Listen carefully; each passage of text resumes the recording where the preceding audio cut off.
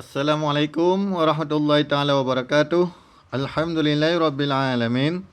Allahumma salli ala sayidina Muhammad wa ala alihi wa sahbihi ajmain. Amma ba'du. Bismillahirrahmanirrahim. As-sidqu wal kadhibu. Bermula ini itu siddiq dan kadzib. Mana siddiq jujur, kadzib dusta. As-sidqu huwal ikhbaru bima yutabiqul waqi'ah. Bermula jujur, dianya jujur, itu memberitahu dengan barang-barang yang sesuai dengan barang akan kenyataan. Mana jujur, mana siddiq, memberitahu sesuai dengan kenyataan. Wal kadhibu, dan bermula dianya dusta, huwa ikhbaru bima la yutabiquhu. Dianya dusta, itu memberitahu dengan barang-barang yang tidak sesuai dengan barang akannya kenyataan. Makna siddiq, memberitahu sesuai dengan kenyataan, ikhbar. Makna dusta, memberitahu yang tidak sesuai kenyataan. Ini definisi atau ta'rif. Wa asbabuhu sidqi al-aqlu wad-dinu wal-muru'atu. Dan bermula sebab-sebabnya siddiq, jujur, itu berakal dan beragama dan mempunyai marwah. Akal dan agama dan marwah. Orang yang mempunyai akal atau mempunyai agama atau mempunyai marwah, apalagi mempunyai tiga-tiganya, maka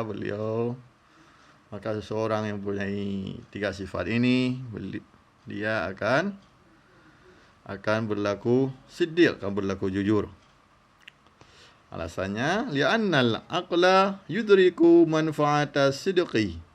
Karena bahawa sungguh akal itu didapat yang akal akan manfaat benar.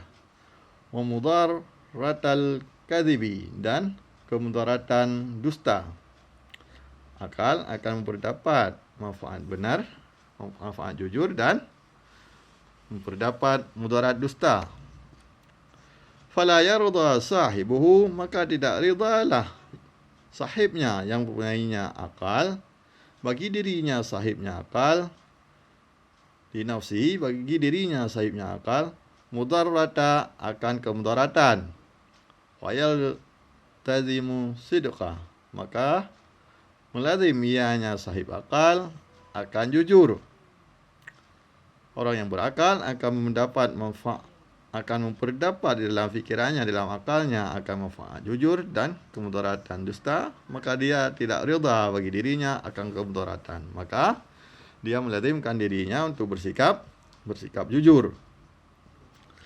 Wali'anna ad-dina, ini alasan kedua kenapa orang beragama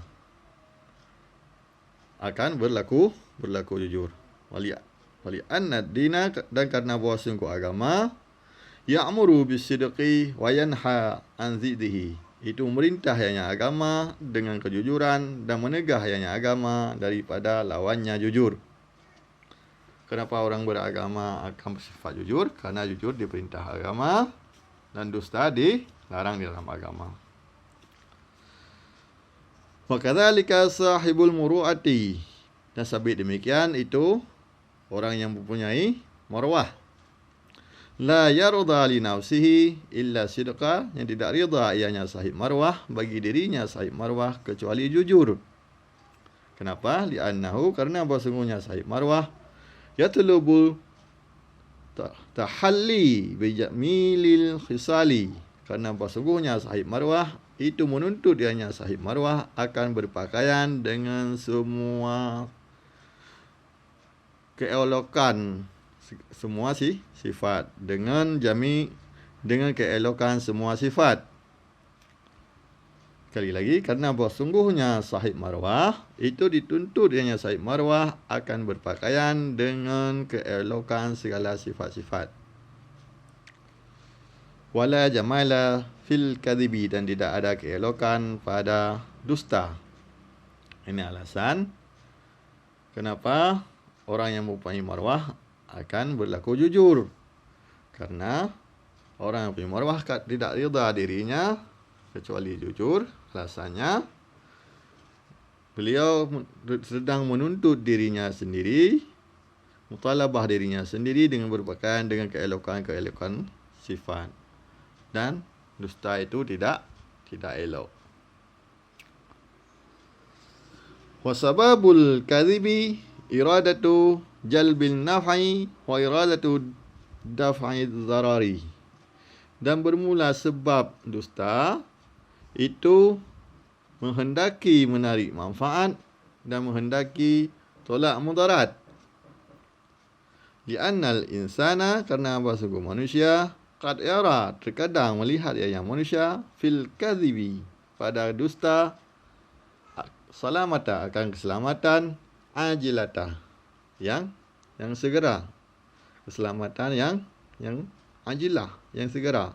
Wa ya'tihi, maka didatang ianya insan akannya dusta. Wa yara fi sidqi zizaha, dan melihat ianya insan pada kejujuran akan lawannya selamat.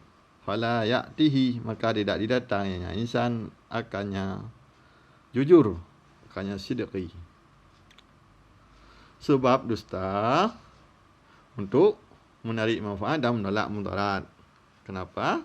Terkadang insan, seseorang manusia melihat pada kedustaan akan keselamatan yang segera, maka dia berdusta, dan melihat pada berlaku jujur akan tidak selamat, maka tidak didatang ianya insan akannya kejujuran. Inilah sebab seseorang berdusta, yaitu untuk menarik manfaat segera dan untuk menolak